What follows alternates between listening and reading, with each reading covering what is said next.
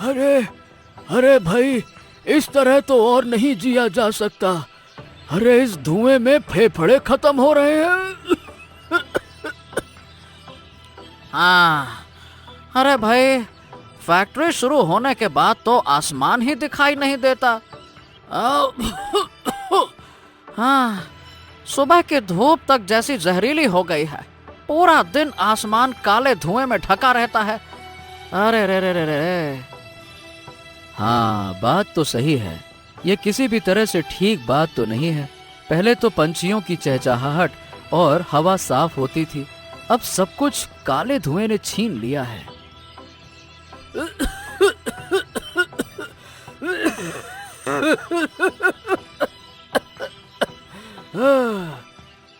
जो भी हो जाए, इसे तो बंद करना ही होगा, चाहे इसके लिए कितनी भी कीमत क्यों न चुकानी पड़े।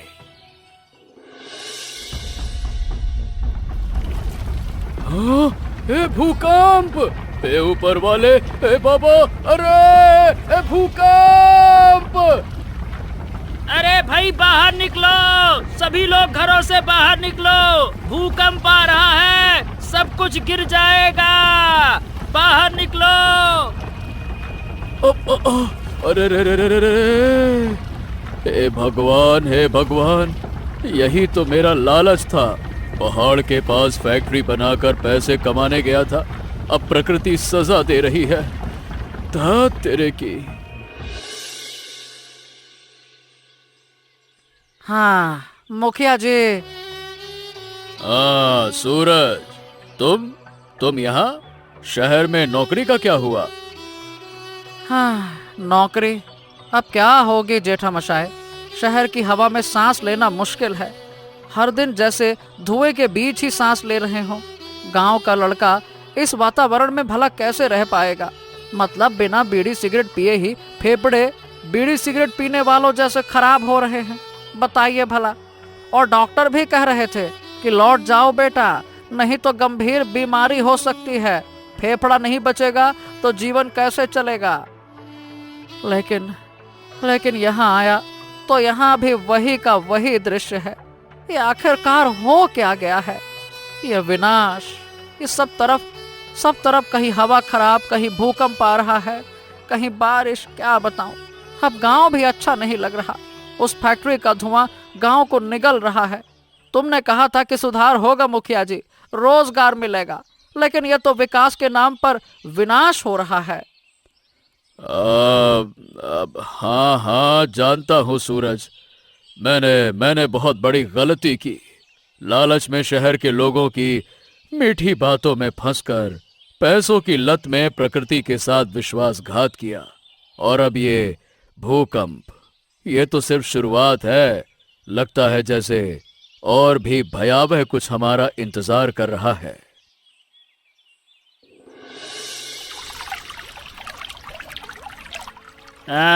देख रहा है रघु, ये झरने का पानी अब विषैला हो गया है। पहाड़ ऐसा लग रहा है जैसे किसी ने काला रंग डाल दिया हो। हाँ भाई महेश, हंसी ठिठोली से इसे छिपाया नहीं जा सकता। अरे देख ना, तेरी आंखों में भी वही डर है जो हम सभी के दिलों में है। हाँ सही कहा। ये समस्या अब सूखे तालाब या फसल बर्बाद होने जैसी नहीं है। ये जैसे पूरा गांव निगल रहा है। और कल रात जो मिट्टी का कंपन हुआ, मतलब भूकंप आया, लग रहा था कि पहाड़ खुद गुर्राकर बदला लेने आ रहा हो कि तुमने मुझे छेड़ा कैसे। मैं क्या बोलूं अब मैं। बिल्कुल सही कहा, मेरे दिमाग में भी वही बात आई। ये सब घटनाएं अलग नहीं है भाई। फैक्ट्री हो गया, धुआं हो गया, भूकंप हो गया, अरे ये सब किसी बड़े खतरे की चेतावनी है। कहते हैं ना, समंदर में बड़ा तूफान आए उससे पहले खतरनाक लहरें उठती हैं। बस ये वही है। हाँ वही तो, लेकिन अब करे क्या ये समझ नहीं आ रहा। पर जो भी हो, गांव को तो बचाना ही होगा। हाँ ये सही कहा, हमें कुछ भी करना होगा लेकिन बचाना होगा, क्योंकि बैठकर तो कुछ नहीं होने वाला। चलो हरिनाथ दादा के पास चलते हैं, वो बहुत पुराने हैं, पुराने किस्से जानते हैं, शायद कुछ समाधान बता सकें। हाँ, मैं भी दादा की कहानी सुनना पसंद करता हूँ। वो कहानियों के माध्यम से वास्तविकता समझा देते हैं। शायद उनकी कहानी में ही समस्या का समाधान छिपा हो। चलो चलते हैं।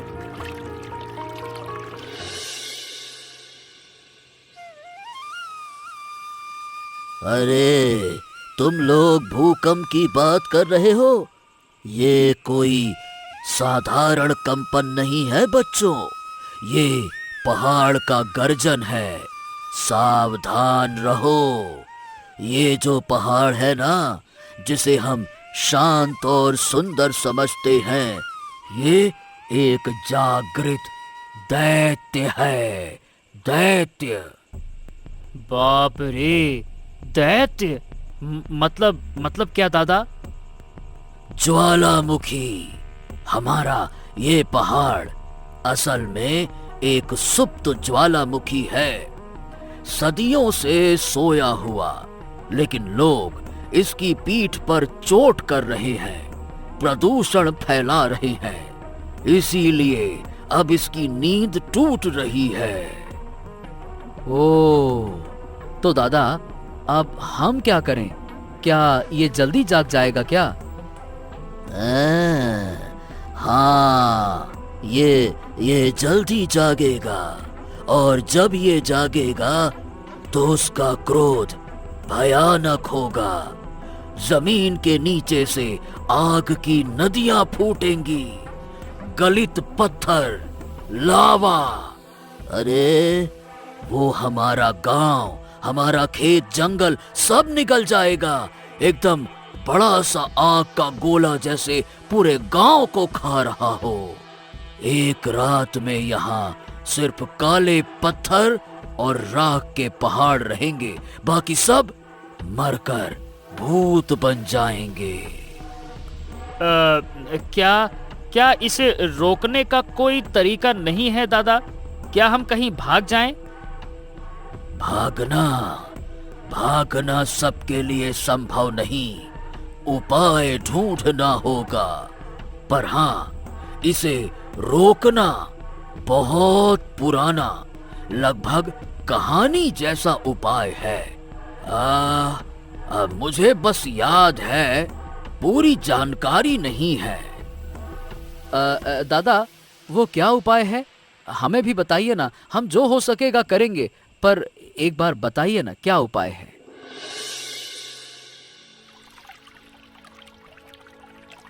ज्वालामुखी? मतलब दादाजी को पूरा यकीन था कि ये सच हो सकता है, लेकिन सही बताऊं, मुझे तो अब भी विश्वास नहीं हो रहा। हाँ, बात तो सही है, लेकिन जिस तरह से उन्होंने बताया, और आज इस नदी का पानी देखो, इतना जहरीला पानी हमने पहले कभी नहीं देखा। सब कुछ दादा के वर्णन से मिल रहा है। लगता है कि प्रकृति अपना कठोर न्याय करने वाली है। हाँ, सच में। देखो ना, नदी का पानी तो बिल्कुल काला हो गया। इसका मतलब हमारे पास अब बहुत ज्यादा समय नहीं है। हमें चाचा जी को यह बात बतानी चाहिए। वो गांव के मुखिया हैं, कुछ ना कुछ करना तो उनका फर्ज बनता है। नहीं, अभी नहीं। पहले हमें पता करना होगा कि वो करेंगे क्या। अगर उन्होंने फिर से शहर के लोगों से मदद मांगी, तो वो तो हमारे भले की जगह अपना फायदा देखेंगे ना। हाँ, ये बात रघु तू बिल्कुल ठीक कह रहा है। भाई, ये हमारे गांव की समस्या है, समाधान भी हमें ही ढूंढना होगा। और समाधान मुझे लगता है कि दादाजी के पुराने किस्से में जो जिक्र किया गया था ना, वहां से मिलेगा। लेकिन उन्होंने विस्तार से कुछ नहीं बताया। हाँ, मैं एक बात जानता हूँ। चाचा जी के पास ना बहुत सी पुरानी हस्तलिखित किताबें और नक्शे हैं, हमारे परिवार का इतिहास। हो सकता है कि उनमें इस क्षेत्र का कोई गुप्त रहस्य या समाधान लिखा हो। अच्छा, तो क्या करोगे? मैं क्या सोच रहा हूँ कि आज ही चाचा जी के पास जाऊंगा। ज्वालामुखी की बात नहीं करूंगा, पर हाँ, पुरानी किताबें पढ़ने की अनुमति मांगूंगा। अगर कुछ मिला तो सुबह हम फिर से यहीं मिलकर चर्चा करेंगे। क्या कहते हो?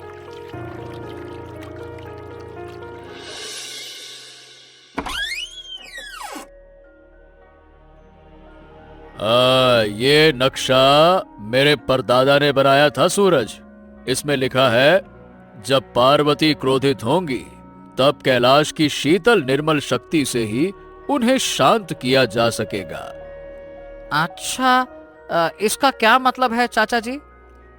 इसका मतलब है कि यहाँ गर्मी बढ़ते ही ज्वालामुखी को किसी शीतल शक्ति से शांत करना होगा, और वो शक्ति छिपी है बर्फीले पहाड़ के गर्भ में, एक जादुई कड़ाही में। क्या? जादुई कड़ाही? हाँ, पुरानी लोक कथाओं के अनुसार उस बर्फ से ढके पहाड़ की गुफा में एक प्राचीन कड़ाही है जो सदा ठंडी रहती है। अगर उसे ज्वालामुखी के मुख पर रखा जाए तो उसका क्रोध शांत हो जाएगा और लावा निकलने से पहले ही जम जाएगा। हाँ, तो इस तरह से हमारा गांव बच जाएगा। हाँ, लेकिन रास्ता बहुत खतरनाक है। बर्फीले पहाड़ पर चढ़ना आसान नहीं है, और कहा जाता है कि उस कड़ाही की रक्षा एक भयानक प्राणी करता है। कोई बात नहीं काका, हम जाएंगे। मैं, महेश और सूरज, हम जाएंगे क्योंकि हमारे पास अब और कोई रास्ता नहीं है। हम वो कड़ाही लेकर ही आएंगे, आप चिंता मत करो। हाँ, तो जाओ और तैयारी करो, भोर होते ही निकल पड़ो। और हाँ बच्चों, सावधान रहना। इस गांव की जिंदगी और मौत की आखिरी उम्मीद तुम तीनों पर ही टिकी हुई है, ठीक है?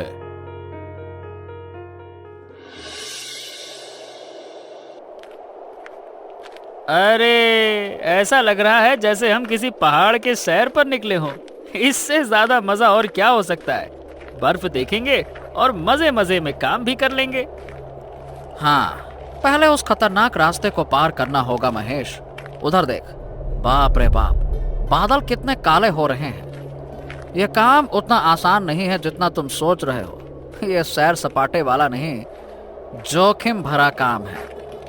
चाहे जोखिम भरा हो, चाहे सैर सपाटे भरा हो, लेकिन हमें डरना नहीं है और साधारण तौर पर भी इसे नहीं लेना है। हम सिर्फ अपने लिए नहीं, दादाजी के लिए, चाचा जी के लिए, बल्कि पूरे इस गांव के लिए यात्रा पर निकले हैं। तो हमें सफल होना ही होगा। चलो। हाँ, अरे बाप रे, हाँ, अरे वो रहा बर्फीला पहाड़, बिल्कुल नक्शे के जैसा, देखो। हाँ, पहले हमें घाटी पार करनी होगी, फिर उस संकरे दर्रे से ऊपर चढ़ना होगा। चलो, समय बर्बाद नहीं करते हैं, चलो।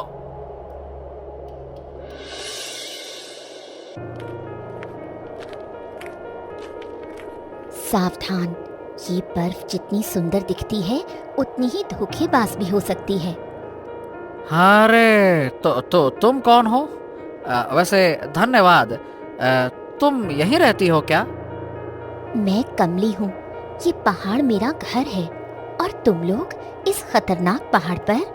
आम पर्यटक तो सपने में भी नहीं आते, खासकर इस तूफानी मौसम में। नहीं नहीं नहीं, हम पर्यटक नहीं हैं। हम किसी चीज की तलाश में आए हैं। हाँ, एक बहुत ही खास चीज, एक प्राचीन कड़ाही जो यहीं कहीं होने की बात हमने सुनी है। तुम उस कड़ाही के बारे में जानते हो, लेकिन उसे क्यों चाहते हो? वो कोई खेल की चीज नहीं है, वही इस पहाड़ का संतुलन बनाए रखती है। देखो, हम खेल खेलने के लिए नहीं आए हैं। हमारा गांव मौत के कगार पर है। एक सुप्त ज्वालामुखी जागने वाला है। सिर्फ उसी कड़ाही की शीतल शक्ति से ही उसे शांत किया जा सकता है, वरना हम सब मारे जाएंगे। तो ज्वालामुखी की पुरानी कहानी सच है? तुम्हारे गांव वालों ने प्रकृति से विश्वासघात किया है ना? इसी कारण तुम आए हो? हाँ, लेकिन हम प्रायश्चित करना चाहते हैं। हमारी मदद करो कमले, हमें रास्ता दिखाओ। ठीक है, मैं रास्ता दिखाऊंगी, लेकिन तुम बहुत सावधान रहना। जहाँ कढ़ाई रखी है वहाँ सिर्फ बर्फ ही नहीं और भी खतरे हैं।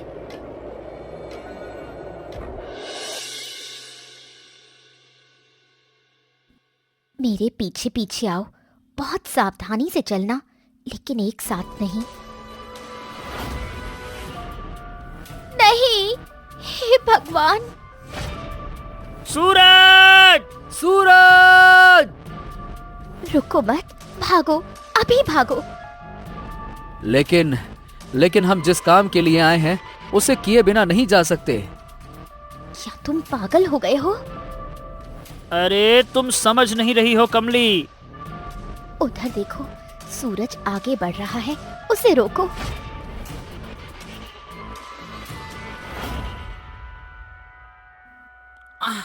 हाँ हाँ, हो गया भाइयों, भागो भागो, मिल गई कड़ाही, भागो भागो।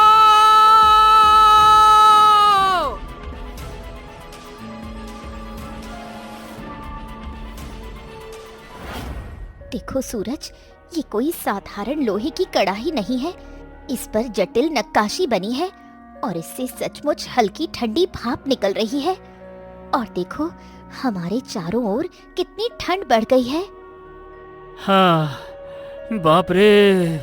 लेकिन देखने में तो ये साधारण सी लगती है, पर हाथ पास ले जाते ही ठंड से कपकपी होने लगती है।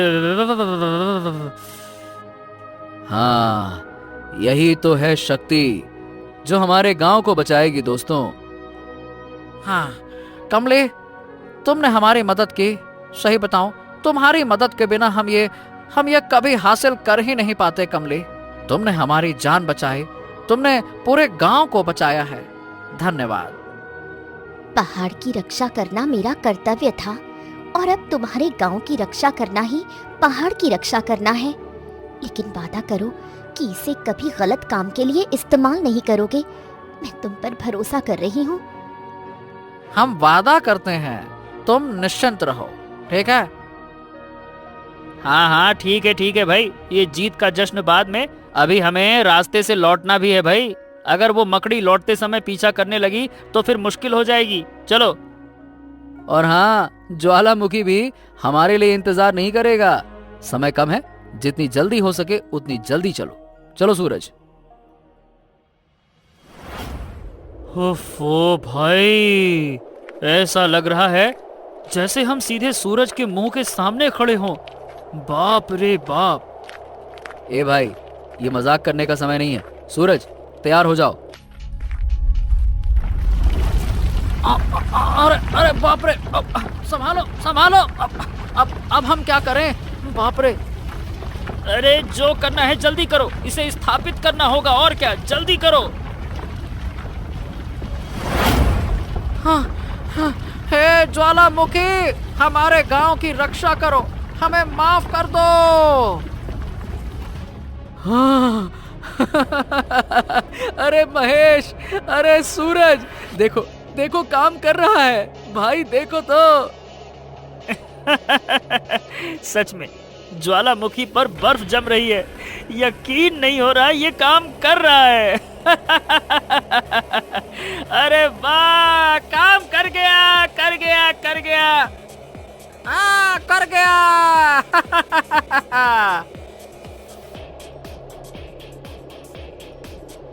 अरे वाह भाई वाह, क्या बात है। सब कुछ अचानक से जैसे बर्फ जैसा ठंडा हो गया। कल रात तक तो आग उगल रहा था ये मौसम, हमें लगा था कि हम जल भुन जाएंगे। हाँ, देखा, ये सफल हो गए।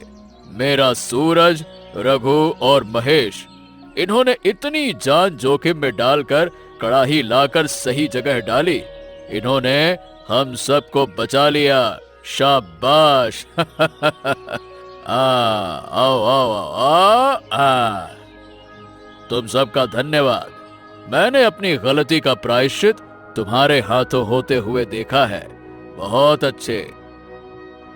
मुखिया जी, ये तो हमारा कर्तव्य था। चाचा जी, अब हमें गांव को फिर से पहले जैसा सुंदर बनाना होगा, प्रकृति के साथ शांति बनाकर। हाँ। मेरे प्रिय गांव वासियों, हम मौत के मुंह से लौटे हैं। प्रकृति के देवता ने हमारे बच्चों के साहस को देखकर हमें माफ किया है, लेकिन ये आखिरी मौका था। चाचा जी, अब आगे क्या होगा? मैंने गलती की थी, लालच में आकर, शहर वालों के झूठे विकास के प्रलोभन में पड़कर मैंने हमारे पवित्र पहाड़ के पास उस जहरीले कारखाने को बनने दिया। उसके धुएं ने हमारे फेफड़े, हमारी मिट्टी, हमारे पानी और अंत में हमारे पहाड़ को भी नष्ट कर दिया। और नहीं तो क्या, हमने सिर्फ ज्वालामुखी को ठंडा नहीं किया, बल्कि अपनी अंतरात्मा को भी जगा लिया है। और यही सबसे अच्छी बात है।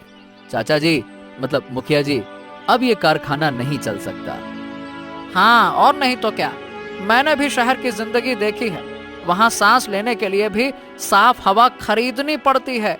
अब बताओ, क्या हम गांव में रहकर भी हवा खरीदेंगे क्या? यही हाल रहा तो हमें भी यही करना पड़ेगा। नहीं नहीं नहीं, हमारी असली संपत्ति हमारी साफ हवा, हरे पहाड़ और नीला आसमान है। इन्हें बचाकर ही हम अमीर बनेंगे। इसीलिए ये जहरीला कारखाना आज ही बंद होगा। मुखिया जी, हम आपके साथ हैं। अपनी गलती हमें खुद ही सुधारनी होगी, कोई दूसरा नहीं आने वाला। हाँ तो ठीक है, निर्णय हो गया। आज ही मैं शहर के मालिकों को बता दूंगा कि कारखाना बंद होगा। हमारा गांव फिर हमारे नियंत्रण में होगा।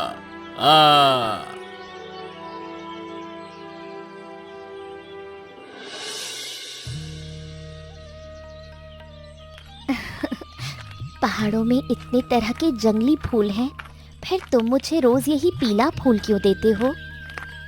कमली, जैसे ये पीला फूल सुंदर है ना, वैसे ही हमारा गांव भी सुंदर है। और सबसे सुंदर हो तुम। हमारे गांव को बस थोड़ा सा ध्यान चाहिए, तब उसकी खोई हुई सुंदरता लौट आएगी। और उस बदलाव के लिए तुम्हें मेरे साथ रहना होगा। मैं तो तुम्हारे साथ रहने के लिए ही तुम्हारे पास आई हूँ। कमली, उस गुफा में जब तुमने मेरा हाथ पकड़ा था ना, तब मैं सिर्फ खतरे से नहीं बचा। मैंने समझा कि मेरी जिंदगी में एक सच्ची, मजबूत जगह है तुम। ये बताओ, क्या तुम मुझसे शादी करके जीवन भर मेरे साथ रहोगी? वाह भाई वाह, हमने तुम्हें परेशान कर दिया क्या? माफ करना भाई, हम तो बस पहाड़ की ताजी हवा लेने के लिए आए थे, लेकिन लगता है यहाँ कुछ और ही चल रहा है। अरे छुप छुप कर क्या कर रहे हो? हमको सब पता है, हमको सब पता है।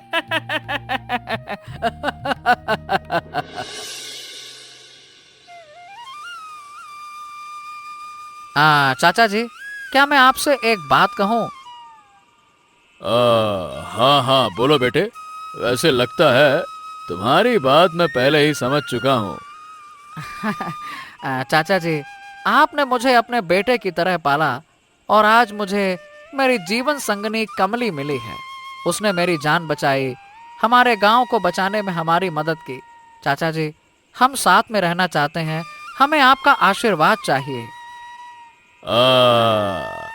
ठीक है, आज मेरा जीवन सार्थक हो गया।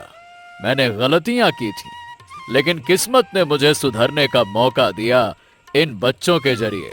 शाबाश शाबाश, खूब जीते रहो, सदा सुहागन रहो। चाचा जी, नहीं नहीं नहीं नहीं नहीं, रुको। आज सिर्फ प्यार और कृतज्ञता का दिन है। हमने कारखाने की जमीन वापस पा ली है।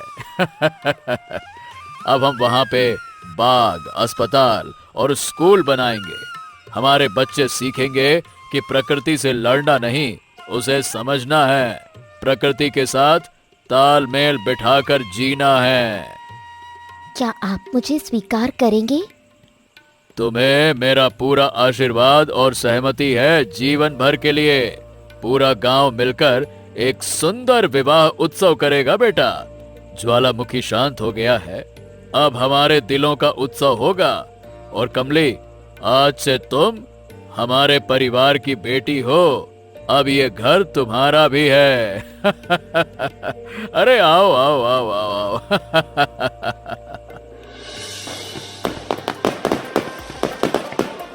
अरे रघु, अरे भाई, आज तो खुशी का दिन है। और खुशी का दिन मतलब ज्यादा मिठाइयाँ।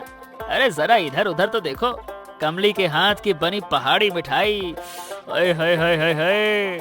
हालांकि हंसते हंसते शादी करने जा रहे हैं, शायद सब भूल जाएगी।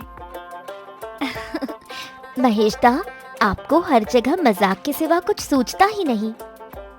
हाँ, यही तो जीवन का असली स्वाद है। जरा उस ओर देखो, ज्वालामुखी अब शांत और ठंडा है।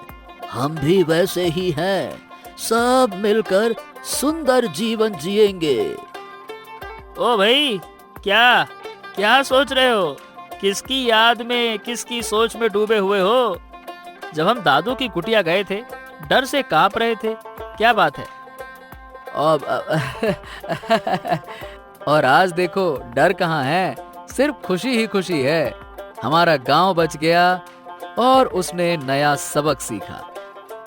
हाँ, हम सब ने सीखा है, प्रकृति से लड़ना नहीं, उसके साथ सह अस्तित्व में रहना है। अब ज्यादा उछल कूद मत करो। अरे भाई, शादी का प्रोग्राम है, आगे बढ़ाओ, शादी शुरू करो। लगता है मेरा जीवन अब सच में सार्थक हो गया।